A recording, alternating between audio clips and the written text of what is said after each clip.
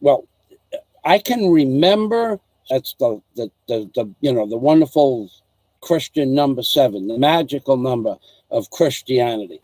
The last 7 Filipinos that I asked a question to that had no reason to lie to me at all. None of the questions were that important. The last 7 people that I asked the question to, where it pertained to a schedule or a bill, or not one of which I could make a difference if I wanted to get upset about it. There's nothing to get upset about. The schedules would have been the same. The time that the people were going to arrive were going to be the same. Not one of the things that the people lied to me about were important enough to not simply tell the truth. And yet, the Philippines culture thinks this is perfectly wonderful to look you in the eye and blatantly lie to you. Okay, so let's just start off with, as you all know, I was receiving goods from America. So we can talk about the broker. The broker, good morning, Mercury 3, welcome to the machine. This guy lied about 25 times, okay, just consecutively. Every day it was a new lie, but we're only going to talk about the last 4 or 5.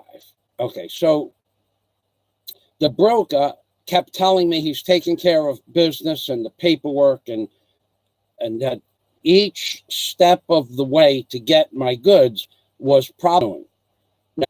Know for sure if that's true. But what I do know for sure is that the broker had a memo on his desk as of May 3rd, Michael Fazio, in order to receive my goods in the Philippines, I needed an NBI clearance. And could have said, this is what you need in order to pick up your goods. You just go to the NBI and you pay $1. $1 gets you an NBI clearance. It's 25 pesos for them to research your name via your passport, and then it's 35 pesos for the actual paper that comes 2 weeks from the time you apply for the NBI clearance. The tax identification number, that was free. I don't remember paying for the tax identification. And then on June 24th, he told me I need an NBI clearance, which takes 2 to 3 weeks. So because he didn't tell me on June 10th, that cost me, I'm going to give you a brief scenario, because this is about liars. It's not about the broker. We'll get into the broker on another day. Okay. The NBI clearance took 2 weeks.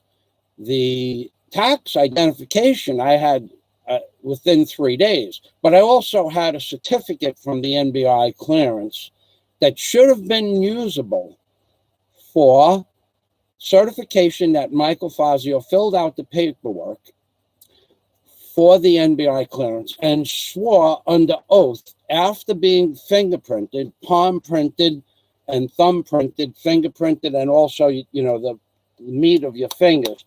After being fingerprinted, under the scrutiny of going to jail for lying on this paperwork, that I have no wants, warrants, or legal notes against me, anything legal against me.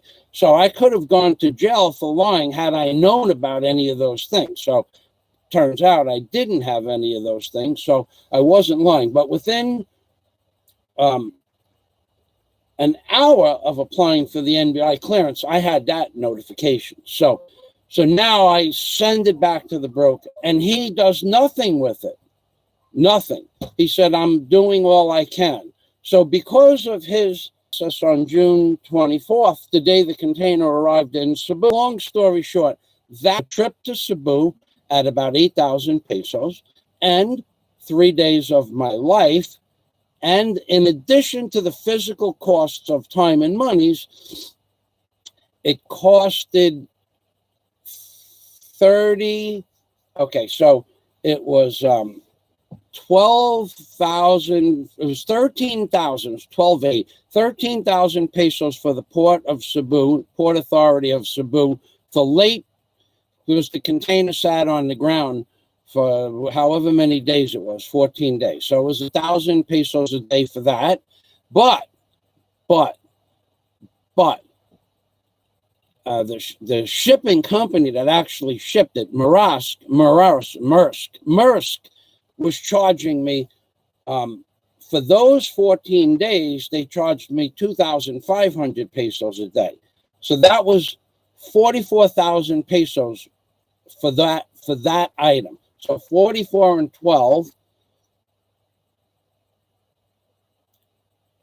excuse me, I did, yeah, that's what it was. 44 and 12, 56,000 pesos. So that was a little over $1,000 that I had to pay, because that guy he had a memorandum on his desk, and he said, "I'm sorry, Mr. Fazio, we just didn't think it was important to tell you because we don't agree with the law that went in effect on April 24th. So he was going to let that go like that. And I said, no, I want to see the memorandum. I want to see when it went into effect. He said it just went into effect recently. Well, it was 2 months before I met him, exactly 2 months before I met him. So there we have a big lie. No. So for ECU, and then 13,000 pesos, 33,000 pesos for ECU, and 13,000 pesos for the Port of Authority. So that's 46,000 pesos, of which the broker says I will absorb 5,000 pesos of that. So, and he made a mistake on the billing, so we had to absorb 2 more. So it basically cost me 39,000 pesos or $800 because he didn't tell me about the NBI claim. So but then he lied about when it was instituted, the law. It was instituted April 24th, every name in the book. He said to me, I don't want to talk to you on the phone anymore. I don't want to email me. Got pissed off. And we lost the connection. Oh boy. Mein Buntag, Mr. Willis. Let's see if someone can type something into the bottom or the connection is still lost. Let's see what happens here. He did have the vertical lip service, Warren. Let's just see if somebody type in something, zeros, ones, anything. Somebody type something in. I don't know if you can see me or not. Otherwise, you're live. Okay. So that's one man that straight out lied to me about when the memorandum went in. Zeros and ones. That's what it's all about. So that's one man that lied to me when the memorandum went in and out, went into effect.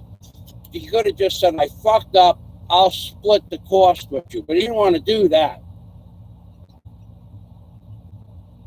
He goes, 1 week's worth of, fuck, it went out again. Got zero money.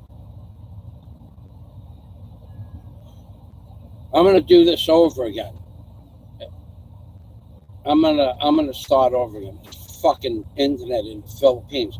It's as fucked up as talking to people and asking them fucking questions and they give you these stupid fucking answers because they're afraid to tell you the fucking truth for no reason.